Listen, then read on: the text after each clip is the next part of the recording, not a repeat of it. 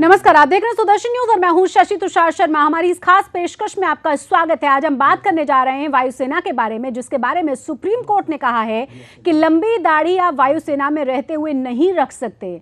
आपको बता दें कि ये पूरा का पूरा मामला तब सामने आया जब एक जवान ने कहा कि वो लंबी दाढ़ी रखना चाहता है क्योंकि उसका ये फंडामेंटल राइट है।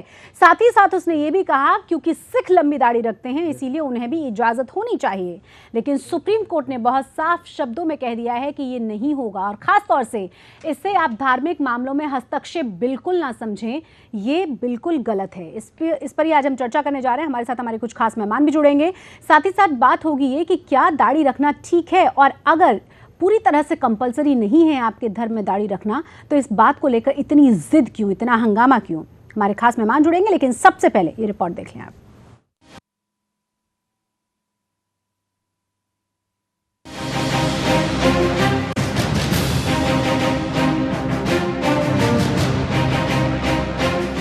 भारतीय सेना के तीनों अंगों में अनुशासन कायम रखने के लिए आर्म्ड फोर्सेस रेगुलेशन को कोर्ट भी मानता है। कोर्ट सेना में अनुशासन कायम रखने के लिए सैन्य कायदे कानून को जरूरी मानता है। सेना में सभी के लिए अनुशासन के मानक एक हैं। इसको ध्यान में रखकर सुप्रीम कोर्ट ने साफ तौर पर कहा है कि वायुसेना कर्मी धार्मिक कारणों का हवाला देकर लंबी दाढ़ी नहीं रख सकते।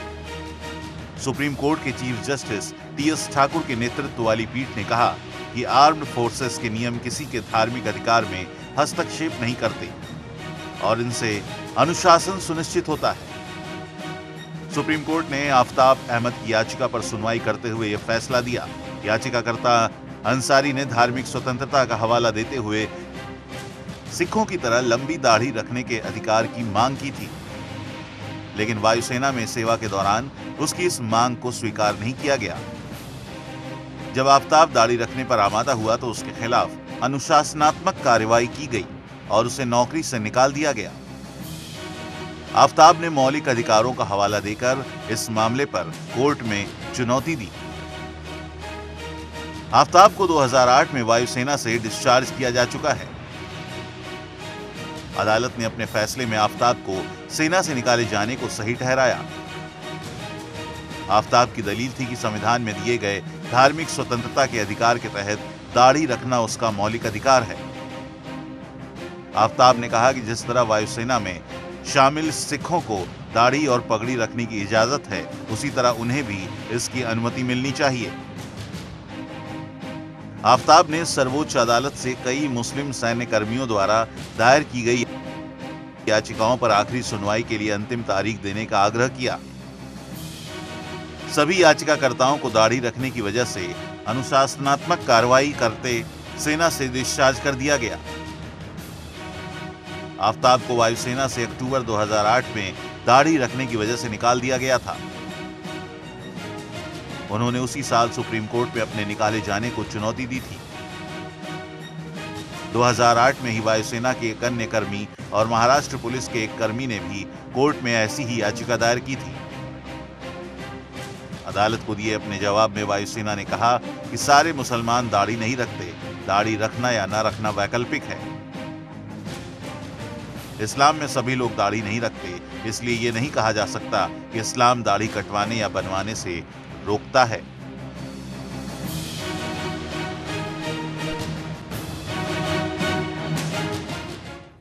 और इसी पर आज हम चर्चा करने जा रहे हैं। हमारे साथ हमारे सभी खास मेहमान जुड़ गए हैं। हमारे साथ टीपीएस त्यागी हैं जो कि वीर चक्र प्राप्त हैं, रक्षा विशेषज्ञ हैं। आपका बहुत स्वागत है हमारे शो में। साथ ही विनोद बंसल हैं जो कि प्रवक्ता हैं बीएचपी के। आप दोनों का ही बहुत स्वागत है। शुरुआत में आपसे करूंगी विनोद बंसल जी।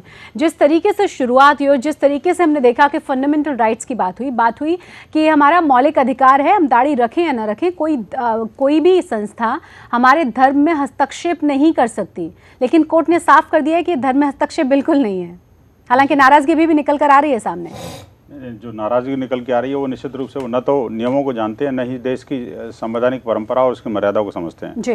वास्तव में देखा जाए तो दाढ़ी रखना न रखना, आपको कौन मना करता है कि दाढ़ी मत रखो? कौन कहता है कि दाढ़ी रखो? आखिरकार कौन सा धर्म इस बात को कहता है कि भाई नहीं दाढ़ी नहीं रखोगे तो आप इस्लाम में नहीं रहोगे?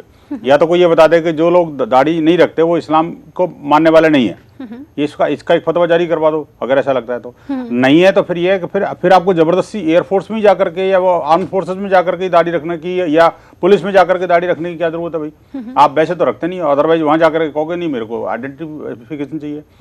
देखिए शशि जी, बात ये नहीं है कि दाढ़ी रखना न रखना, बात ये है कि अलगाववाद के बीज कहाँ से कौन बो रहा है इस पर अंकुश रखना, उस पर ध्यान रखना बहुत जरूरी है। इनफैक्ट आज इस तरह की जो बातें उठ के आती हैं वो किसी आम सैनिक के द्वारा नहीं आती हैं।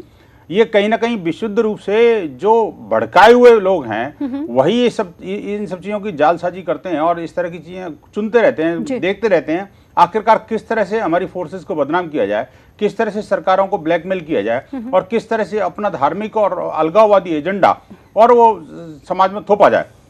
ये जो सोच है बेसिकली ये तालिबानी सोच है। आपको एक बात बता दूं, मध्य प्रदेश में ये 2009 का एक केस था। 2009 में मध्य प्रदेश का एक छोटा सा सिरोंज गांव था, उसमें एक बच्चा स्कूल में जाता है और स्कूल में जाकर के कुछ दिन स्कूल में रहता है, उसके बाद कुछ दिनों के बाद कहता है कि नहीं मैं तो दाढ़ी रखूंगा।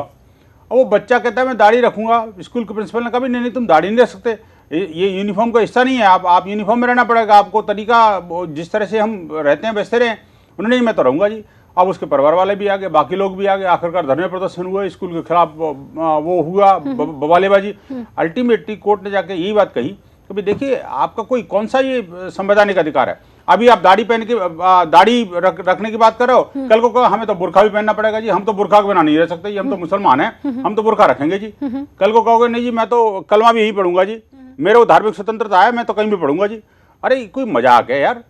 आखिरकार ये जो अलगाववाद के बीज हैं, देखिए ये पहली घटना नहीं है ये, इससे पहले भी ये इसमें भी बेसिकली 3 याची है और उसमें एक पुलिस का भी अधिकारी है कोई, एक आर्म फोर्सेस का भी एक व्यक्ति और है।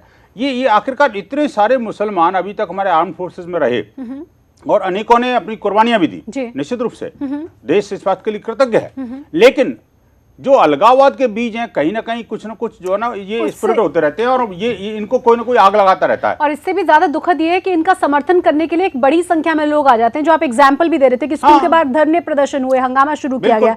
टीपीएस से आगे जी सवाल अब ये कि अगर आप आर्म्ड फोर्सेज में तो आपको वहां के नियम को मानना होगा ना, आपको बार बार वार्न किया जा रहा है, आपको बार बार समझाया जा रहा है, जब आप नहीं मान रहे तो आपको नौकरी से निकाला जा रहा है, फिर आप कोर्ट जाकर कहते हैं कि नहीं मेरा अधिकार है, ये फंडामेंटल राइट है। ये कैसा मौलिक अधिकार है भाई आपका? सुप्रीम कोर्ट का जो निर्णय आया है हम इसका बहुत स्वागत करते हैं, लेकिन हमारा पहला सवाल ये उठता है कि मोहम्मद जुबैर और अंसारी आफ्ताब अहमद इन्होंने जो ये याचिका रखी, पहले इन्होंने ये हाई कोर्ट में एक जज के सामने रखी, उसने इनकी प्ली को एक्सेप्ट नहीं किया, फिर इन्होंने डिवीजन बेंच के सामने रखी, डिवीजन बेंच ने भी एक्सेप्ट नहीं किया, अब सुप्रीम कोर्ट में गए ये। सुप्रीम कोर्ट को क्या आवश्यकता थी कि इस प्ली को एक्सेप्ट किया जाता, क्योंकि ये प्ली बड़ी बहुत बेहुदा प्ली है। कल को अगर कहने लगे, हिंदू कहने लगे कि साहब मैं तो धोती कुर्ता पहनूंगा, या मुसलमान कहने लगे कि साहब मैं तो शेरवानी पहनूंगा और ऊंचा पजामा पहनूंगा, तो ये तो एक्सेप्टेबल नहीं है। दरअसल में आज हिंदुस्तान में केवल एक ऐसा ऑर्गेनाइजेशन बचा है जिसमें आज भी कर्तव्य निष्ठा है, अनुशासन है, प्रशिक्षण है और ईमानदारी भी है। अगर इस ऐसे ऑर्गेनाइजेशन के ऊपर पॉलिटिक्स होगी तो ये देश के लिए बहुत ही ज्यादा खराब है। हमें खुशी है कि सुप्रीम कोर्ट ने एक क्लियर कट डिसीजन दिया। अब मैं 2 बात और बताना चाहता हूँ। हमारी इंडियन नेवी, इंडियन आर्मी और इंडियन एयरफोर्स, इनके अंदर जो कानून कायदे थे वो कानून कायदे थे जो हमको ब्रिटेन से मिले, जो अंग्रेजों से मिले। अंग्रेजों के हिसाब से इंडियन नेवी के अंदर दाढ़ी रखना अलाउड था। क्यों दाढ़ी रखना अलाउड था? क्योंकि जो जहाज होते हैं उनमें बहुत ज्यादा रोलिंग और पिचिंग होती है, जिसकी वजह से आदमी का एक जगह स्टेशनरी खड़ा होना मुश्किल होता है। तो दाढ़ी बनाते टाइम वो कट जाता था। तो उन्होंने कहा कि साहब दाढ़ी रखिए, पर उन्होंने 3 कानून बनाए। उन्होंने कहा कि पहली बात आप केवल दाढ़ी नहीं रखेंगे, दाढ़ी और मूछ दोनों रखेंगे। दूसरी बात, अगर आप रखेंगे तो दाढ़ी और मूछ को कटवा के साफ, नीट और टाइडी वे में रखेंगे। और तीसरी बात तभी रखेंगे जब आपको इसकी अपने कमांडिंग ऑफिसर से, यानी कि कैप्टन होता है नेवी में कमांडिंग, उससे परमिशन मिल जाएगी। लेकिन इंडियन एयरफोर्स और इंडियन आर्मी के अंदर उन्होंने कहा कि आप दाढ़ी नहीं रख सकते, आप केवल मूंछ रख सकते हैं। अब ये जो चीजें चली आ रही थी, उसके बाद में 2003 में, देखिए पॉलिटिक्स कैसे स्टार्ट हुई, 2003 में एक ऑर्डर पास किया गया, कॉन्फिडेंशियल ऑर्डर, और वो उन दिनों में एनडीए की सरकार थी। वो कॉन्फिडेंशियल ऑर्डर ये था कि जो मुस्लिम सेलर्स हैं, जो मुस्लिम इंडियन एयरफोर्स के जवान हैं, इंडियन एयरफोर्स के जवान हैं, वो दाढ़ी नहीं रख सकते। उसके बाद 2008 में जब ये अंसारी आफ्ताब अहमद को निकाल दिया गया, और इसको निकाले जाने के बाद क्योंकि इसने इंडियन एयरफोर्स के ऑर्डर के अगेंस्ट दाढ़ी रखी थी, जब इसको निकाला गया डिसिप्लिन में, तब पॉलिटिक्स आई। उन दिनों में ये जो हमारे माननीय रक्षा मंत्री AK एंटोनी जी ने एक ऑर्डर पास किया। क्या पास किया कि जो मुस्लिम इंडियन एयरफोर्स के जवान हैं उनको दाढ़ी रखने पे प्रताड़ित ना किया जाए, उनके खिलाफ एक्शन ना लिया जाए। ये इससे बल मिला तो ये लोग फिर कोर्ट में गए और आज एक बहुत अच्छा उसका फैसला आया है। हम इसका स्वागत करते हैं। हमारे साथ मुफ्ती एजाज काज़मी जुड़ गए हैं जो कि धर्मगुरु हैं। मुफ्ती एजाज, सवाल अब ये कि जो मांग की गई है और जो सुप्रीम कोर्ट ने कहा है उस पर आपकी प्रतिक्रिया क्या है, क्या रिएक्शन है आपका? पहला, देखिए, ये दाढ़ी कभी इशू नहीं रहा, ये एक धार्मिक मामला है और इस पर अगर किसी तरीके की कोई टिप्पणी आती है या ऑब्जर्वेशन आता है, पहली बात तो ये ऑब्जर्वेशन है, इसकी तो कानूनी हैसियत नहीं है, लेकिन ये है कि फोर्स में जो है इस तरह के मामला हमेशा उठते रहते हैं। तो क्यों, आखिर ये है कि क्यों इस तरह की मेंटेलिटी काम कर रही है कि जब जिस देश में हम रहते हैं यहाँ का डेमोक्रेटिक सेटअप हमें हर तरह की जो है राइट्स देते हैं, हर तरह की आज़ादी देता है। आर्टिकल 25 में यही क्लियर लिखा हुआ है, जो हमारा फंडामेंटल राइट है, हमारी मजहबी आज़ादी, और उसको अगर हम किसी नौकरी से जोड़ करके देखें कि अगर फोर्स में है तो हम दाढ़ी नहीं रख सकते, क्या सिखों के साथ ये मामला कभी क्यों नहीं उठता है? सिखों के बारे में क्यों नहीं कहा जाता कि वो पगड़ी नहीं बांध सकते? मुफ्ती एजाज, तो मतलब आपके धर्म में है कि दाढ़ी रखना जरूरी है? बिल्कुल, दाढ़ी कंपलसरी है हमारे धर्म में। किसने कह दिया कि दाढ़ी नहीं रख सकते? किसी ने कहा नहीं, क्योंकि हम आप ही लोगों को देखते हैं, कई सारे लोगों की दाढ़ी होती है, कई सारे लोगों की मूंछ होती है। अगर कोई आदमी इस्लाम को कंप्लीटली, अगर साहब ने भी तो कई सालों तक बिना दाढ़ी के सर्विस की है। 2008 में ही तो इनकी मती मारी थी, इससे पहले तो बिल्कुल ये मुसलमान नहीं थे। इसका मतलब नहीं है कि वो सिख नहीं है। तो अगर कोई आदमी दाढ़ी नहीं रखता है तो इसका मतलब ये नहीं है कि वो मुसलमान नहीं है, लेकिन दाढ़ी कंपलसरी है। नहीं, कंपलसरी है काज़मी साहब, तो ये कंपलसरी है, तो ये 2008 तक कहाँ सो रहे थे? 2008 तक क्या हिंदू मुसलमान नहीं थे? ये बताइए, 2008 के बाद में अचानक कहां से ये जो इनके अंदर कीड़ा कूदा कि साहब नहीं आज तो मुझे सुप्रीम कोर्ट जाना चाहिए, मैं इसको भली मेरे को निकाल दो, मैं दाढ़ी रखूंगा। आखिरकार ये अलगाववादी बीज है ना, आप जैसे लोग इसको भरते हैं। उस जमाने में भी बगावता जमीयत उलमा हिंद जो है बगावता पार्टी बनी थी और उसमें जो है अपना जो है हल्फनामा दाखिल किया था। वही तो है, जमात उलमा हिंद जैसी पार्टियों ने ही तो देश का बंटाधार किया। और क्या है? ये होगा कैसे? मतलब आप एयरफोर्स में हैं, आप जवान हैं और आप बोलेंगे नहीं बॉर्डर पे लड़ने से पहले हम जो नमाज के लिए कपड़े पहनते हैं वो पहनेंगे, हिंदू बोलेगा नहीं धोती कुर्ता पहनेंगे और साथ ही टीका भी लगाएंगे क्योंकि ये मेरा फंडामेंटल राइट है। ये तो कोई फंडामेंटल राइट नहीं है। अगर आपको यही सब करना है तो आप मंदिर जाइए, मस्जिद जाइए, क्यों सेना में काम कर रहे हैं? उसके लिए कपड़े चेंज करना या कुर्ता पजामा पहनना ये कंपलसरी नहीं है। आप जो है एयरफोर्स के जो ड्रेस है उस ड्रेस में रहते हुए भी नमाज पढ़ा जा सकता है। तो किसने मना किया? हालत में भी नमाज पढ़ सकते हैं, उसमें क्या बुराई है? नहीं, बुराई नहीं है, लेकिन अगर वहाँ पे कटवाने में कौन सी बुराई हो गई? नहीं, एक बात मैं और पूछना चाहता हूँ। दाढ़ी कटवाने में कौन सी बुराई होगी? मैं नहीं जानता कि आप कौन है, क्या है या किस मजहब से ताल्लुक रखते हैं। नहीं, मजहब कोई भी हो, आप मजहब छोड़ दीजिए, मजहब छोड़ दीजिए। हम बिना मजहब के बात कर रहे हैं, देश के नागरिक और एक सेना के जवानों को के साथ खड़े होकर के बात कर रहे हैं। मजहब के दायरे में बात करेंगे या दूसरे मजहब से टिप्पणी करेंगे? नहीं, टिप्पणी नहीं सर, आप खुल के बताइए ना। मैं मौलवी साहब से एक बात पूछना चाहता हूँ कि फौज के अंदर तो एक और राइट है, फंडामेंटल राइट टू स्पीच।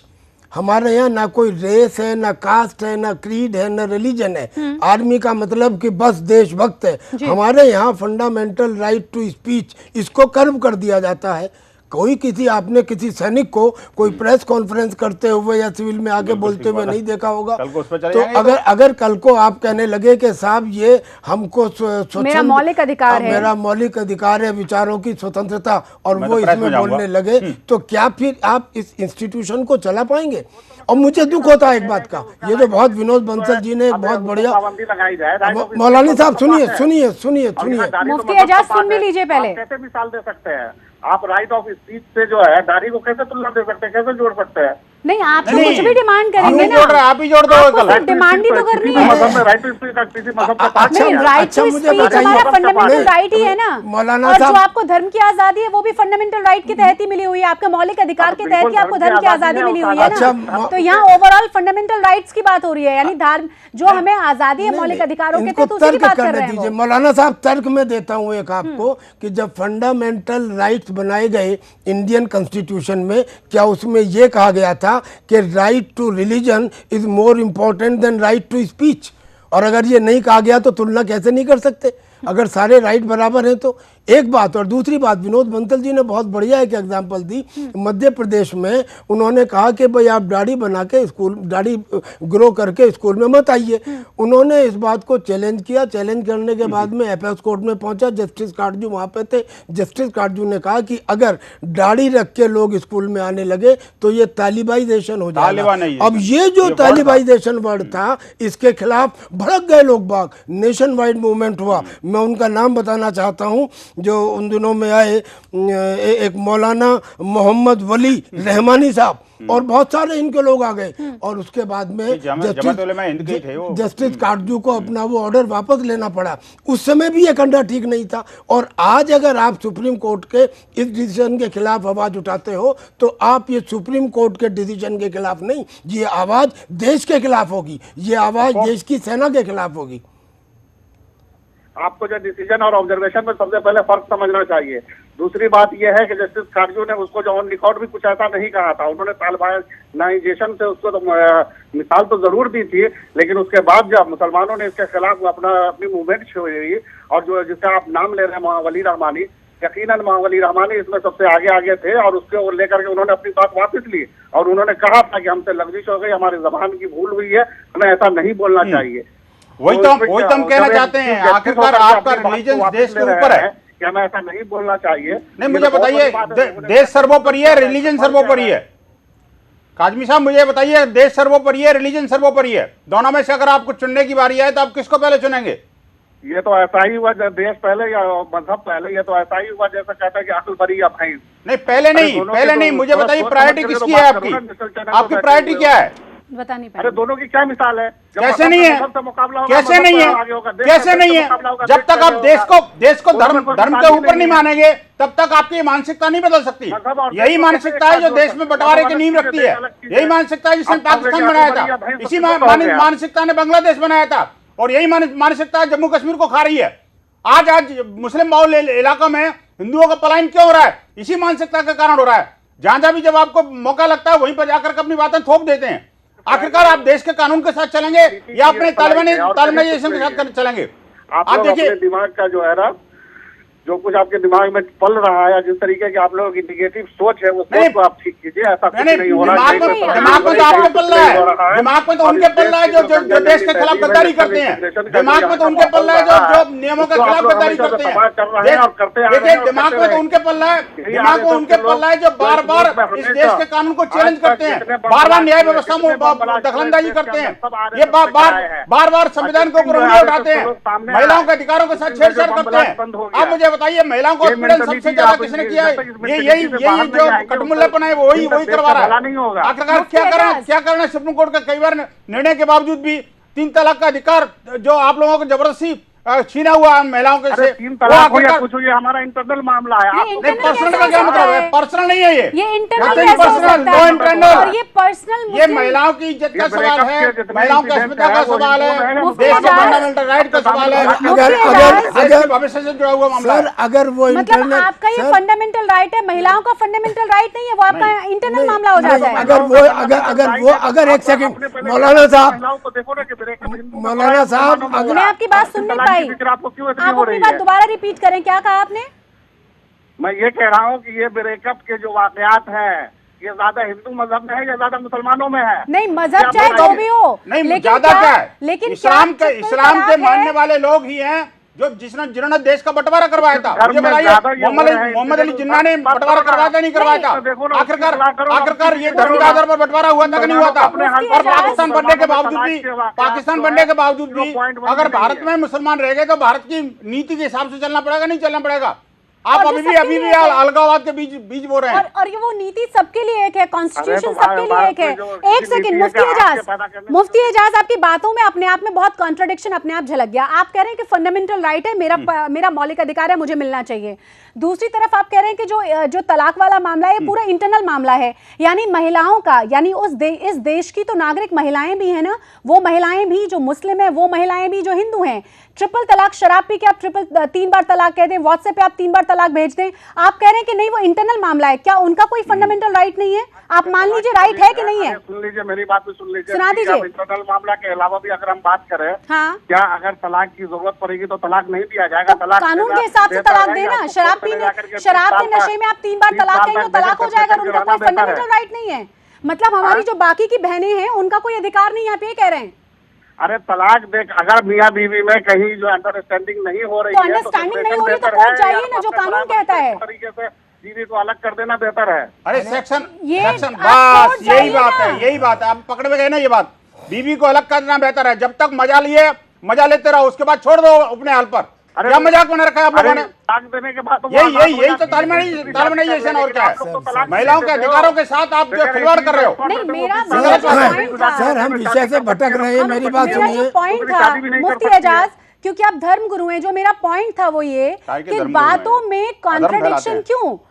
आप कह रहे हैं कि फंडामेंटल राइट है, फिर दूसरी तरफ कह रहे हैं कि वो पर्सनल मामला है। यानी आप अपने हिसाब से चुनते हैं क्या कि शरिया में चोरी करने वाले के हाथ काट दिए जाते हैं, लेकिन आपका दूसरे वाले मामले में कहेंगे कि नहीं, शरिया से ऊपर हमारे लिए कुछ भी नहीं है। आप तय कर लीजिए चाहते क्या हैं। शरिया आईपीसी अलग चीज है, सिविल मामले अलग चीज है। सिविल मामले में यहाँ पर जो आपका जो फायदा होगा, मतलब जहाँ पे आप लोगों को फायदा नजर आएगा वहाँ चलेंगे आप। आईपीसी का यहाँ पर 2 आईपीसी के मामले नहीं चल आपका सकते। जो फायदा तो कोर्ट के हिसाब से चलिए ना, कॉन्स्टिट्यूशन के हिसाब से चलिए, सारी चीजों को हटाइए। मुझे एक सवाल पूछना दीजिए। पर्सनल लॉ कॉन्स्टिट्यूशन के हिसाब से नहीं है क्या? पर्सनल लॉ बोर्ड है क्या? कोई संवैधानिक संस्था है क्या? बोर्ड की बात हम नहीं कर रहे हैं, बोर्ड की बात नहीं कर रहे हैं, पर्सनल लॉ की बात कर रहे हैं। नहीं, पर्सनल तो ट्रिपल तलाक को कानून के हिसाब से मान रहे हैं। पर्सनल लॉ आप ट्रिपल तलाक को कानून के हिसाब से मानते हैं? आर्टिकल 25 से कवर्ड है, पर्सनल लॉ की नहीं है। मुफ्ती एजाज, मैंने पूछा क्या ट्रिपल तलाक आपके हिसाब से सही है, कॉन्स्टिट्यूशन के हिसाब से है क्या वो? ट्रिपल तलाक हमारा वो कागज है, पर्सनल लॉ में आता है, और पर्सनल लॉ आर्टिकल 25 से एयरफोर्स के कानून को मानो। लॉ तो ये भी कहता है कि एयरफोर्स के कानून को मानो। लॉ तो ये भी कहता है कि स्कूल के कानून को मानो। लॉ तो ये भी कहता है अलगाववाद मत फैलाओ, और धर्म से ऊपर देश है। भारत माता की जय बोलो। आप अभी तो दाढ़ी देखिए, कन्ना साहब मैं एक बात पूछना चाहता हूँ। अभी तो उन्होंने दाढ़ी की बात की है, कल को जो आप भारत माता की जय बोलते हो उसमें, और मिलिट्री में तो भारत माता की जय के अलावा कुछ है ही नहीं। जय गो, जय हिंद, जय भारत माता की जय। आखिरकार कल को ये रिवोल्ट कर देंगे उसके अंदर, आर्मी के अंदर, कहते नहीं तो मैं भारत माता की जय नहीं बोलूंगा, मैं तो जय हिंद नहीं बोलूंगा, मेरा तो इस्लाम खतरे में पड़ जाएगा। क्या मजाक बना रखा है यार इन्होंने? अब अगर आप जो है अपने हिसाब से अल्फाज का डिफाइन करोगे क्या कि भारत माता की जय बोलनी, हम कहते हैं कि नारे तकबीर बोलो। क्यों बोलो? भारत माता की जय क्यों नहीं बोलो? जय हिंद क्यों नहीं बोलो? भारत माता अरे नहीं बोलना तो भैया जाओ पाकिस्तान में, काय के लिए पड़े हुए हो? भारत में रहना है तो भारत माता की जय बोलना पड़ेगा आपको। ये कोई तरीका थोड़ी हुआ।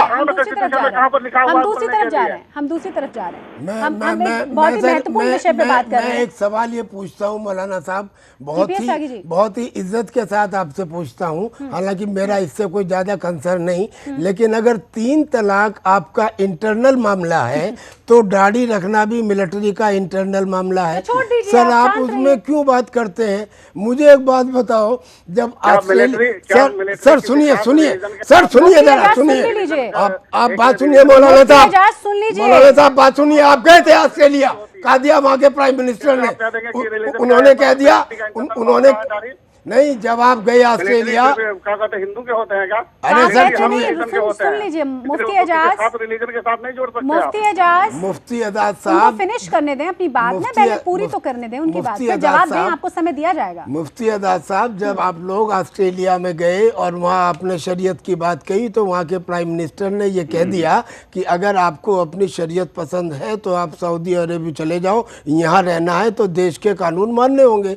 जब आप रशिया में गए गए तो वहाँ पुतिन ने तो सीधे सीधे कह दिया कि माइनॉरिटी को देश की जरूरत होगी, देश को माइनॉरिटी की जरूरत नहीं है। उन्होंने तो यहाँ तक कहा, सर सुनिए जरा, उन्होंने यहाँ तक कहा कि मैं फ्रांस और अमेरिका की तरह आत्महत्या नहीं करना चाहता। देश का आपको शुक्रगुजार होना चाहिए।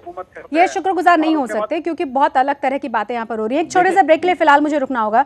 हम मुफ्ती एजाज बने रहे आप हमारे साथ, क्योंकि आप जिस तरह की बातें रख रहे हैं ना, वाकई में कॉन्ट्रडिक्शन लिए हुए तो हैं ही, साथ ही साथ ये भी पता चल रहा है कि आखिर वो लोग होते कौन हैं जो इतना ज्यादा हंगामा, इतने ज्यादा प्रदर्शन करने के लिए इस तरह की गलत बातों पे झुंड बनाकर, बहुत बड़े ग्रुप में बनाकर हंगामा करने चले आते हैं। शह आखिर कहां से मिलती है ये भी पता चलता है। रुकना है कुछ देर के लिए, बने रहे आप हमारे साथ।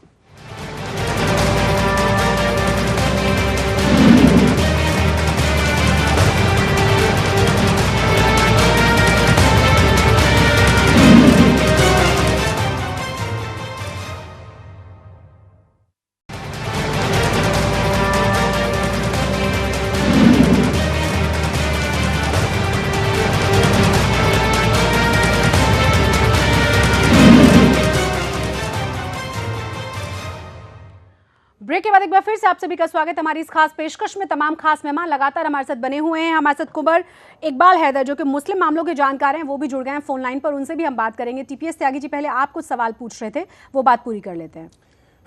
मैं ये पूछना चाहता हूँ सर, मैं एक सिपाही हूँ। 1971 की लड़ाई में मेरी posting JNK rifle, Jammu and Kashmir rifle के साथ थी। जम्मू एंड कश्मीर राइफल में ज़्यादातर जो सिपाही थे वो मुसलमान थे। वो मुसलमान सिपाही थे, उनका कमांडर हिंदू था, ऑफिसर कमांडिंग हिंदू था, कंपनी कमांडर हिंदू था, और उन लोगों को सज़ा भी दी जाती थी। और जब उनको सज़ा दी जाती थी तो उनका समरी कोर्ट मार्शल किया जाता था। समरी कोर्ट मार्शल की एक ख़ास बात यह है कि उसमें डिफेंडर भी, प्रोसिक्यूटर भी और जज भी खुद ही कमांडिंग ऑफिसर होता है। वही पूछता है कि तुमने ये गुनाह किया है, कबूल है, फिर वही कहता है कि अच्छा तुम्हें अपनी सफाई में कुछ कहना है, और फिर वही जजमेंट देता है। और इसके खिलाफ अपील की जा सकती है। 1947 से आज तक मिलिट्री में जाने कितने समरी कोर्ट मार्शल हुए होंगे, एक भी समरी कोर्ट मार्शल की अपील नहीं हुई।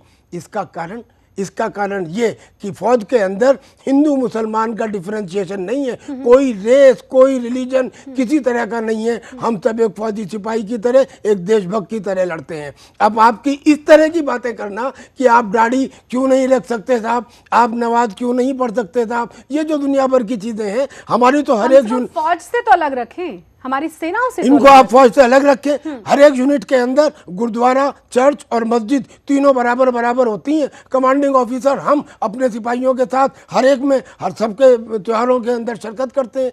तो हमारी इस यूनिफॉर्मिटी को, हमारी इस कैपेबिलिटी को, जो हमारी इंट्रिंसिक स्ट्रेंथ है, इसके ऊपर टीका टिप्पणी करना, मैं समझता हूँ ये देशद्रोह की श्रेणी में आता है। इसके खिलाफ आवाज उठाना सबसे बेहतरीन और सबसे माइटी ऑर्गेनाइजेशन और देश के खिलाफ आवाज उठाना है। और अब चूंकि सुप्रीम कोर्ट का डिसीजन आ गया है, लिहाजा इसके ऊपर मैं तो समझता हूँ कि अब कोई डिबेट की आवश्यकता ही नहीं है। कुंवर इकबाल हैदर, आपने सुना? जी मैंने सुना जी। देखिए, इसमें जो पंजाब और हरियाणा उच्च न्यायालय का निर्णय है, उसको सुप्रीम कोर्ट ने भी एक अपना सिद्धांत स्वीकृति दी है। तो ये कोई चर्चा का विषय नहीं है। ये जो माननीय उच्च न्यायालय ने जो निर्णय दिया है, हम समझते हैं कि वो बिल्कुल ठीक है। और इसको किसी धर्म से जोड़ना और इस्लाम से जोड़ना कि इस्लाम के मानने वालों की कोई भावना या हक हुई है, तो ऐसा कुछ भी नहीं है। इस्लाम में कहीं पे भी दाढ़ी रखना कंपलसरी नहीं बताया गया है, कोई कंपल्सन है। मुफ्ती एजाज काज़मी, ये दूसरे मेहमान हैं हमारे साथ। मुफ्ती एजाज काज़मी, क्या फोन लाइन पर आप हमारे साथ हैं? हम फिर से उन्हें जोड़ने की कोशिश करेंगे। इकबाल हैदर, सवाल अब ये है कि हमारे साथ एक और मौलाना थे और उनका कहना ये है कि ये सरासर गलत है और इस तरह से नहीं होना चाहिए। कई सारे एग्जाम्पल्स हमने देखे हैं इस देश में। हम जो मध्य प्रदेश का एग्जाम्पल दे रहे थे कि बच्चे स्कूल में बिना दाढ़ी के जाने की कोशिश और उसके बाद इतना बड़ा हंगामा और इतने सारे बड़े समूह का उसके पक्ष में आ जाना। कई बार हमने ये भी देखा है कि किस तरीके से जम्मू कश्मीर का, आपको याद होगा, वहां कहा गया कि नहीं, यहाँ पर हिंदू मुख्यमंत्री नहीं हो सकता, कितना बवाल मचा। दिल्ली और मध्य प्रदेश की दो और घटनाएं मुझे याद हैं जहां एक मुस्लिम बच्चे को पुलिस ने, जो ट्रैफिक पुलिस है उसने पकड़ा कि वो बिना हेलमेट के गलत तरीके से बाइक चला रहा है। वहां पर ढेर सारे लोग इकट्ठा होते हैं दाढ़ी वाले, बहुत जबरदस्त हंगामा, पुलिस वालों को पीटा जाता है और ये कहते हुए कि तुम हमारे इलाके में हमें ही पकड़ने की कोशिश करोगे।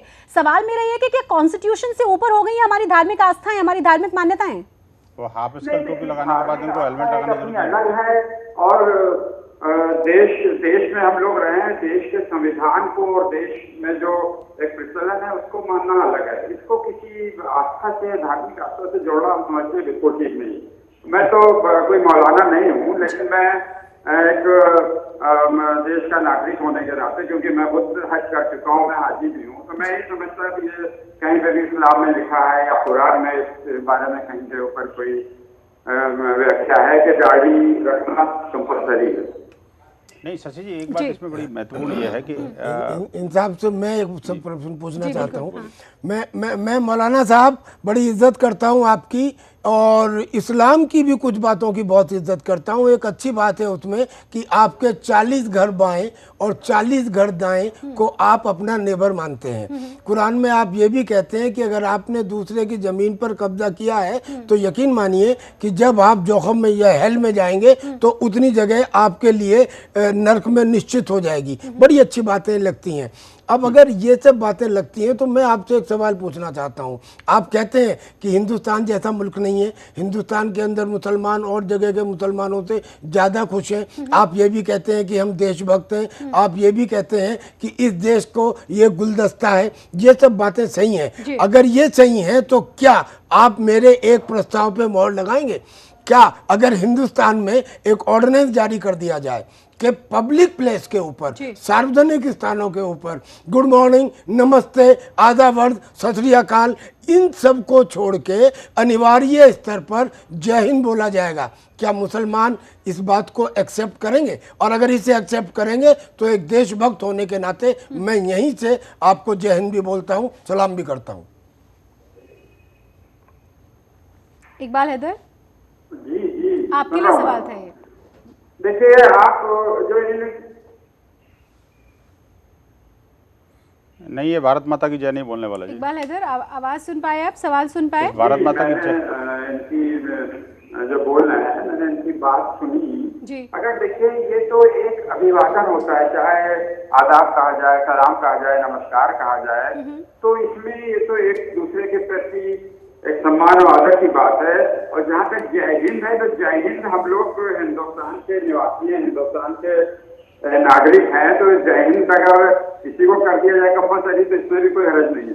बहुत बढ़िया, कंपलसरी तो इसमें भी कोई हरज नहीं है। बहुत बढ़िया सर, लेकिन ये अनिवार्य स्तर पर होगा सर।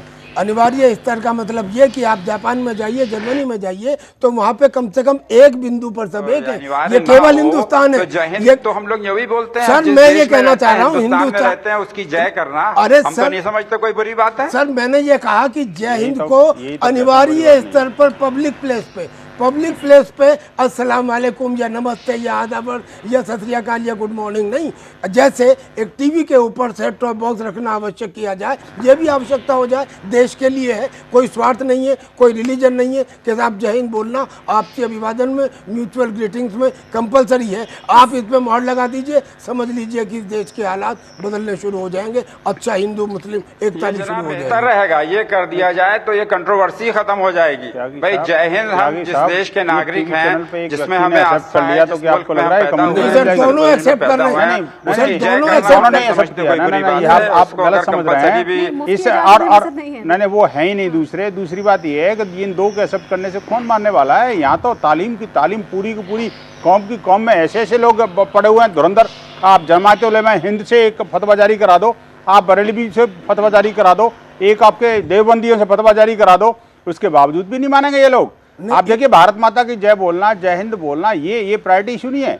इनके लिए प्रायोरिटी इशू है शरीयत के हिसाब से चलना, इनके लिए प्रायोरिटी इशू है महिलाओं का दमन करना, इनके लिए प्रायोरिटी इशू है बात पर जो है अलगाववाद के बीज बोना। ये जो स्थिति है जब तक नहीं निपटेगी तब तक इस देश में इस तरह का अलगाववाद खत्म नहीं होगा।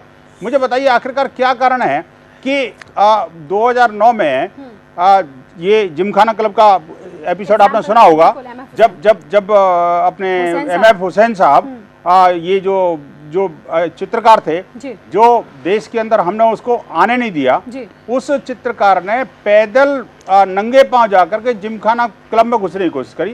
वो कहता मैं तो जाऊंगा जी, ये मेरा धर्म है, मेरा अधिकार है और मेरे को कोई नहीं रोक सकता।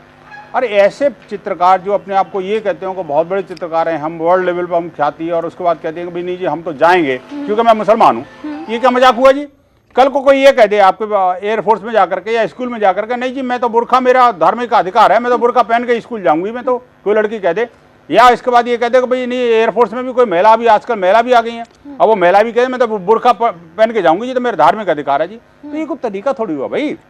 ये जो स्थितियां हैं सर, कहना ये है, आप विनोद जी मैं आपसे भी कहना चाहूंगा जी, मेरे साथ आदिल अलवी भी जुड़ गए जो कि एमआईएम के प्रवक्ता हैं, उनसे भी जरा मैं बात कर लूं। आदिल अलवी, आज सुप्रीम कोर्ट ने जो कहा है दाढ़ी के मामले में, आपने वो फैसला सुना? सबसे पहले मैं एमआईएम का रिएक्शन लेना चाहूंगी, पहली प्रतिक्रिया आपकी।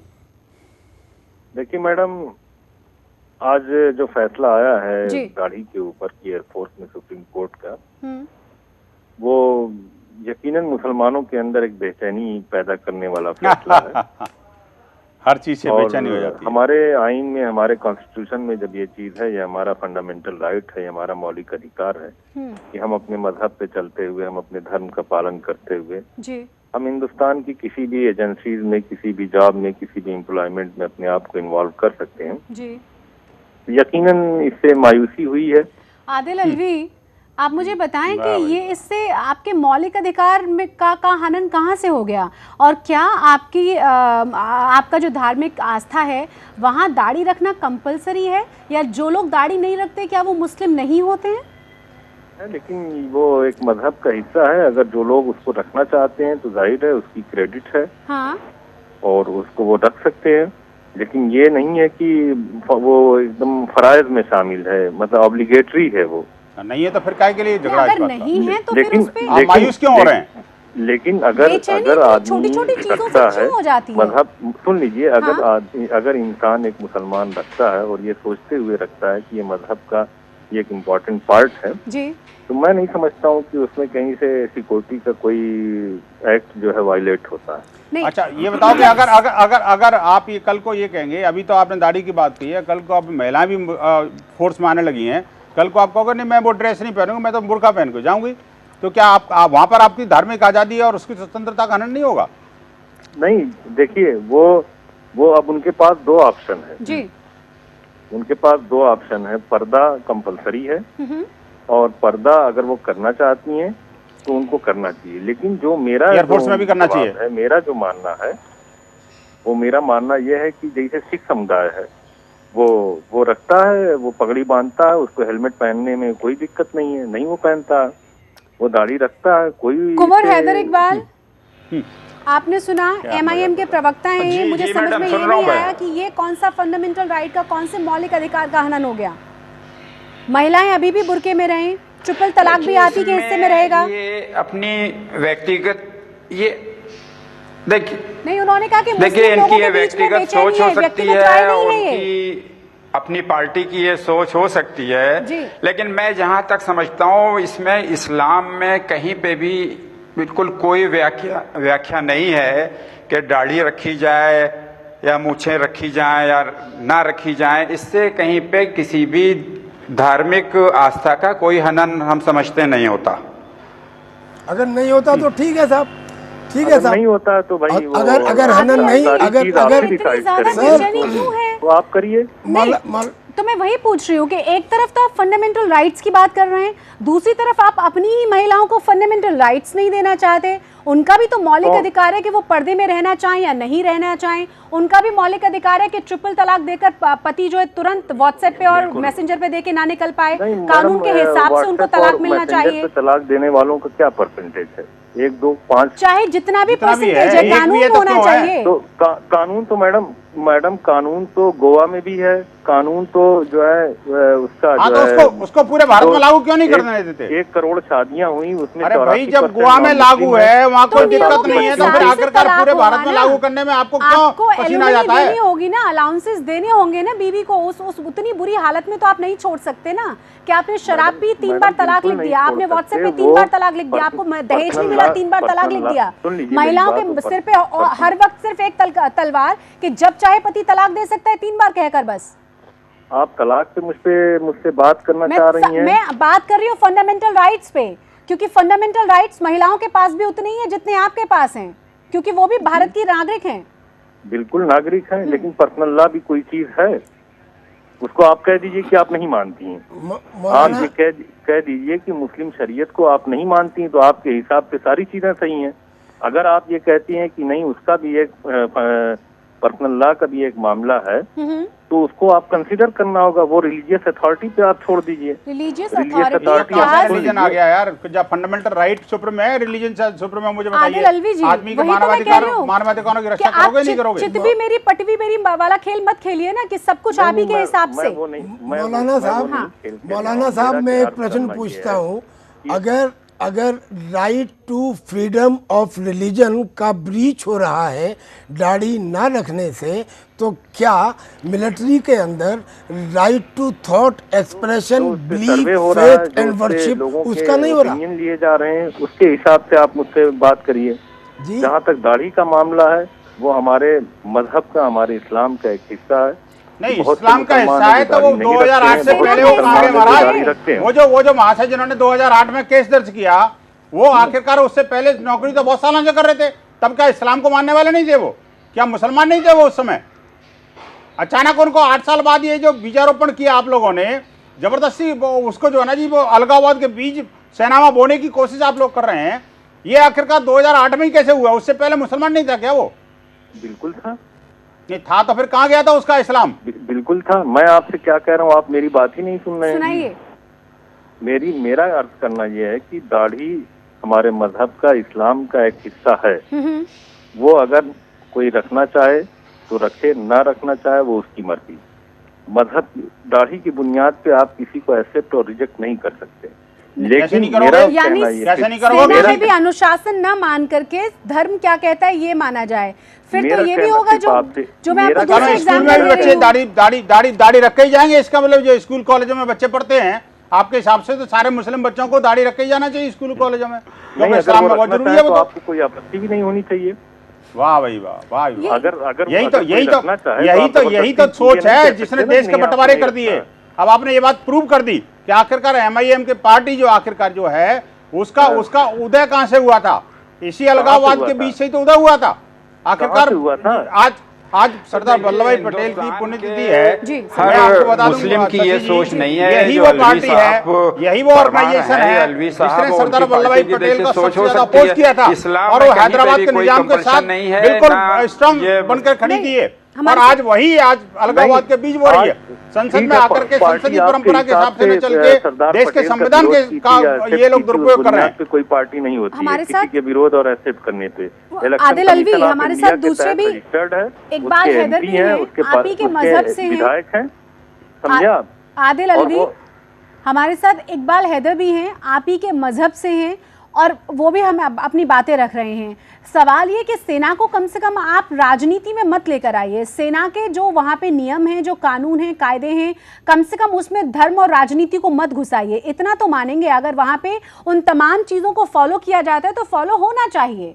और अगर आपको उतना ही धार्मिक बनने का मन है तो सेना से रिजाइन करिए, बाहर निकलिए, धर्म अपना लीजिए। सची जी, ये तो कोई बात ये फिर हम कल परसों जाकर कहें कि टीका लगा करके ही हम जाएंगे या फिर हम धोती कुर्ता पहन कर ही जाएंगे, ये मेरे फिर धर्म के खिलाफ हो जाएगा। ऐसा तो चल नहीं सकता ना सेना के भीतर। देखिए इस स्थिति तो मुझे तो ऐसा लग रहा है कर्नल साहब, आगे आने वाले टाइम में मिलिट्री को भी सोचना पड़ेगा आखिरकार मुसलमानों को सेना में भर्ती करना चाहिए, नहीं करना चाहिए। और फिर ये कहते हैं ना हमें रिजर्वेशन होना चाहिए। आखिरकार इन लोगों को रिजर्व करके क्या देश को खत्म करना है क्या? देश के दुश्मनों को आमंत्रित करना है क्या हमें? सेना में रह करके ऐसे लोगों को तो बिल्कुल भी सेना में भर्ती अलग चीज है, होने नहीं देनी चाहिए। अलग चीज है। और इस्लाम में ये बिल्कुल क्लियर कट कहा गया है कि जिस धरती पे तुम रह रहे हो, जिस मुल्क में रह रहे हो, वो मादरे वतन तुम्हारा है। अरे मादरे वतन है तो भारत माता की जय बोलने में क्यों परेशानी हो जाती है? क्यों चीख चिल्लाहट करने लग जाते हो? आखिरकार वंदे मातरम का विरोध संसद में क्यों करते हो? संसद में जब वंदे मातरम बचता है तो आप क्यों छोड़ कर चले जाते हो? आदिल अलवी नहीं है, इकबाल हैदर अपनी बात कर रहे हैं। कुछ बहुत सारे लिबरल लोग भी हैं। इकबाल हैदर क्या लिबरल है जी? मैडम बोल रहा हूँ मैं। सवाल अब ये है कि जिस तरीके से आदिल अलवी अपनी तमाम बातों को रख रहे हैं, क्या सेना को भी राजनीति में घसीटना जरूरी है? वहाँ जो नियम है, वहाँ जो कायदे हैं, उनको क्यों नहीं माना जाना चाहिए? नहीं, देखिए, ये आदिल अलवी साहब का उनका अपना व्यक्तिगत इनकी राय है और आदिल अलवी साहब की पार्टी की जो विचारधारा है जड़ों का रख रहे हैं। मैं ये नहीं समझता कि इस्लाम की या मुसलमान की या किसी की ये विचारधारा है कि साहब इस तरह करो। हम जो मुल्क में रहते हैं, हम उस आइन को मानने के लिए बिल्कुल तत्पर हैं, उसके लिए बाध्य हैं। और इस्लाम में कहीं पे भी ये बिल्कुल कंपल्शन नहीं है कि आप दाढ़ी रख के ही काम कीजिए या दाढ़ी रख के ही नमाज पढ़िए। तो ये मैं उनकी राय से बिल्कुल इत्तेफाक नहीं रखता। लेकिन सवाल अब ये है कि आपकी राय जो है वो मेल खाती है, लेकिन बाकी के लोग, हमने एक और मौलाना से बात की, हम बात आदिल अलवी से भी कर रहे हैं, और आदिल अलवी का तो पहला बयान ही यही था कि लोगों के मन में रोष है। यानी सिर्फ आदिल अलवी या वो मौलाना साहब अकेले नहीं हैं, बहुत सारे ऐसे लोग हैं जिनके मन में रोष है कि वो दाढ़ी नहीं रख सकते अगर सेना में जाएंगे। तो ये इस तरह की सोच आखिर आती कहाँ से है? क्योंकि उसी कुरान को आप पढ़ रहे हैं, उसी मजहब से आप हैं, उसी मजहब से ही हो रही हैं। मुल्क में कई तरह की विचारधाराएं हैं। एक तो कट्टरपंथी विचारधारा के मुसलमान हैं, एक लिबरल मुसलमान हैं। कुछ मुसलमान रहते हिंदुस्तान में है लेकिन उनकी आस्था वहाबिज्म से है, दूसरे धर्मों से है, इस तरह का। तो वो किसी की जो अगर कट्टरपंथियों की या आप उनकी विचारधारा को इससे जोड़ेंगी तो वो तो जाहिर है कि वो अपनी बात करेंगे। लेकिन वो तो फिर देश के खात्मे की राजनीति होगी। अगर बहाविज्म को इतना ही ज्यादा माना जाने लगा इस देश में रहते हुए, तो आप अंदाजा लगाइए कि उसका अंजाम कितना ज्यादा खतरनाक होगा। जी जी। और हम देख भी रहे हैं उसका अंजाम। दारुल देवबंद है, आपका जमात उलमा हिंद है, ये ऑर्गेनाइजेशन और क्या करें विश्व भवन के अलावा। मौलाना साहब के वहाबिज्म ने जिस तरह हिंदुस्तान में पैर पसारे और किस तरह से IS की विचारधारा, इस तरह की विचारधारा जो यहाँ के ऊपर कुछ शिक्षाएं दी जा रही हैं, कुछ ग्रुप या कुछ इस तरह के मौलवी इस तरह की दे रहे हैं, वो हमारे देश के लिए अच्छी बात नहीं है और इसके ऊपर विधिवत चेक होना चाहिए इसका। मौलाना साहब, बात ऐसी है कि जब गोली सामने हो, जब खतरा सामने हो, जब मौत सामने हो, तो आदमी एक ही तरह बिहेव करता है, हिंदू हो या मुसलमान हो। और उस एक तरह बिहेव करने की ट्रेनिंग देने वाली फौज है। कितने ऐसे मौलवी हैं हिंदुस्तान में, कितने ऐसे धर्मगुरु हैं जिन्होंने एक रात भी किसी ऑपरेशनल एरिया के बंकर में गुजारी है। इनमें से कोई एक आदमी ऐसा बता दे जिसने बैटल इनोकुलेशन में भाग लिया हो, जहां गोलियों की बौछार के नीचे से जाना पड़ता है। क्योंकि ऐसी स्थिति में आदमी, हिंदू और मुसलमान सब एक जैसे बिहेव करते हैं, लिहाजा मिलिट्री की इस एकता को without caste, without race, without religion एक जैसा रहने दीजिए। मेहरबानी करके इसके ऊपर सवाल ना उठाएं। ये आपके भी हित में है, देश के भी हित में है, और सर आज जो लोग बैठे हैं उनके भी हित में है। हम सबके हित में। देश बचेगा तो हम बचेंगे। सवाल तो वही है ना, देश नहीं होगा तो कहाँ हमारा धर्म होगा, कहाँ हम होंगे। सवाल सर्वोपरि है, देश हमारा सर्वोपरि है, देश अव्वल है। देश में रहेंगे तो हमें देश के कायदे कानूनों के हिसाब से चलना चाहिए और चलना पड़ेगा। इकबाल हैदर, फिर आपके जैसे लोग कितने परसेंटेज कितनी है? क्योंकि ज्यादातर आवाजें तो दूसरे लोगों की आती हैं कि नहीं होगा ऐसे। मैडम, बहुत हैं, बहुत अधिक हैं। हमारी विचारधारा को अधिकतर लिबरल मुसलमान जो वास्तव में हिंदुस्तान से मोहब्बत करता है, हमारी बात से वो सहमत होगा और सहमत है। अब इस तरह के जो लोग मस्जिद से फतवे देते हैं या मदरसों में अन्य तरह की शिक्षाएं देते हैं, तो वो उनकी विचारधारा वो किसी कहीं और से प्रभावित है, उनकी सहानुभूति कहीं और से है, तो वो तो अपनी बात करेंगे, उसके ऊपर बहुत तवज्जो देने की जरूरत नहीं है। इकबाल हैदर, आपने इतनी कम लाइनों में इतनी बड़ी बात कह दी है। अंदाजा हम लगा सकते हैं कि किस तरीके से बहाविज्म और वहाँ का पैसा हमारे सिर चढ़कर बोलता है, चाहे उसके लिए हिंदुस्तान को ही बर्बादी की तरफ क्यों न ले जाना पड़े। मैं आखिरी कमेंट आपसे चाहूंगी विनोद बंसल जी, ये बात सच है कि धर्म को कम से कम, राजनीति को और धर्म को आप कम से कम सेना से दूर रखिए। ये सेना जिस तरह से काम करती है, इस देश का इतिहास गवाह रहा है कि कभी भी न राजनीतिक फर्क उसके ऊपर पड़ा है, न छाया पड़ी है, और चाहे राजनेता कोई भी आए, कोई भी देश पर शासन करे, सेना बहुत तटस्थ और बहुत अलग तरीके से काम करती है इस देश की। नहीं, बिल्कुल शशि जी, दो बातें बड़ी महत्वपूर्ण है। सेना के साथ साथ जो तीनों फोर्सेस हैं उनके साथ में हमें एजुकेशनल इंस्टीट्यूशंस का भी समझना पड़ेगा। वहाँ भी ये विश्वमन करे जा रहे हैं दमादम, और इसी तरह से जो ये पॉलिटिकल सिस्टम है उसमें भी इतना जबरदस्त इन्होंने कट्टरता घुसाई है। और ये जो आखिरकार छोटे छोटे बच्चे जो हैं, या जो आर्म फोर्सेज का सिर्फ और सिर्फ एक मकसद होता है, भारत माता की जय, सिर्फ भारत माता की जय होनी चाहिए, और उसको लेकर के भी ये लोग इतने क्वेश्चन उठाते हैं। तो आखिरकार इस देश को क्या पड़ी है कि ऐसे लोगों को सेना में भर्ती करे? ऐसी क्या पड़ी है जहां पर के आर्म जो पैरामिलिट्री फोर्सेस हैं या पुलिस में इन लोगों को भर्ती करी जाए?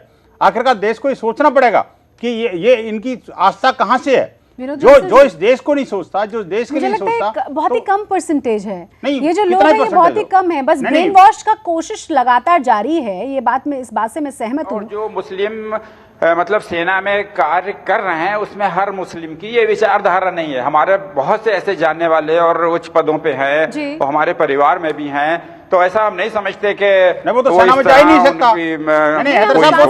वो तो सेना में जा ही नहीं सकता अगर अलगाववादी है तो। लेकिन ये कि एक बार जाने के बाद भी, इतने साल सर्विस करने के बावजूद भी व्यक्ति अलगाववादी सोच रखता है, ये बड़ा खतरनाक मामला है। सऊदी अरब से जो बहाविज्म और जिसके लिए करोड़ों रुपए जो भेजे जाते हैं हिंदुस्तान, उसका ही नतीजा है जो इस तरह की बातें निकल कर सामने आती है। लेकिन सेना को कृपया करके राजनीति से और धर्म से दूर रखें। सेना जिस तरीके से काम कर रही है, काम करने दें, और अपनी ही बातों में जो मौलाना बहुत कॉन्ट्रडिक्शन दिखाते हैं, एक तरफ फंडामेंटल राइट्स की बात करेंगे, दूसरी तरफ महिलाओं के मौलिक अधिकारों के नाम पर सीधे सीधे मुकर जाएंगे। जरा अपने गिरेबान में झांकिए और सोचिए कि जो आप बात कह रहे हैं क्या वाकई में सुनने लायक है, कहने लायक है। बहुत बहुत शुक्रिया आप सभी मेहमानों का इस शो में आने के लिए। जय हिंद।